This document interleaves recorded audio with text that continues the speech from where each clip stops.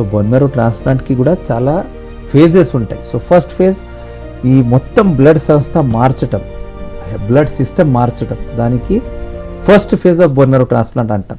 So ఈ first phase నుంచి బయట వచ్చాక కణాలు నార్మల్ ఉన్నా కూడా ఈ బోన్ మ్యారో ట్రాన్స్ప్లాంట్ చేసిన పేషెంట్కి ఇమ్యూనిటీ మనలాగా పూర్తిగా నార్మల్ అవ్వడానికి 6 months నుంచి 1 year టైం పడవచ్చు. ఈ సమయంలో వాళ్ళకి రకరకాల ఇన్ఫెక్షన్స్ రావచ్చు. That is number 1 infections. Number 2 donor stem cells patient బాడీని ఫారెన్ అంటే మన సొంత కాకుండా అలా ఐడెంటిఫై చేసి అటాక్ చేయొచ్చు.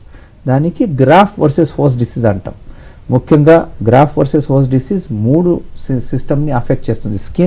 స్కిన్ ర్యాష్, గట్ కడుపు, లూజ్ మోషన్స్, వామిటింగ్, అండ్ మూడోది లివర్, జాండిస్. ఇలాంటి అయినా ఏ సిస్టమ్ అయినా అఫెక్ట్ అవ్వచ్చు, కానీ ముఖ్యంగా కనపడే జీవీఎస్డి లక్షణాలు ఈ 3 సిస్టమ్ నుంచి సంబంధించి. అది సెకండ్ కాంప్లికేషన్ జీవీఎస్డి.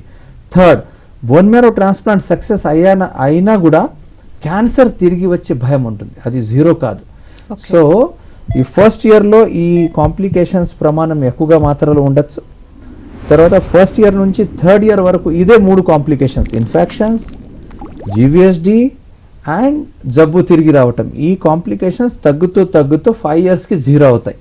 సో దానివల్ల బోన్ మ్యారో ట్రాన్స్ప్లాంట్లో 3 స్టేజెస్ ఉంటాయి. ఫస్ట్ స్టేజ్ హాస్పిటల్లో, సెకండ్ అండ్ థర్డ్ స్టేజ్ ఫాలోఅప్లో, అండ్ 5 years దాకా మనిషి ఆరోగ్యంగా ఉండి జబ్బు రాకుండా హెల్దీ ఉంటే దానికి క్యూర్ అంటారు. క్యూర్ అంటే ఫస్ట్ ఫేజ్ సక్సెస్ అవుతే క్యూర్ కాదు, సెకండ్ ఫేజ్ సక్సెస్ అయితే క్యూర్ కాదు, మొత్తం 5 years దాకా ఆరోగ్యవంతంగా ఉండి జబ్బు రాకుండా ఉండటం దానికి కంప్లీట్ క్యూర్ అంటారు.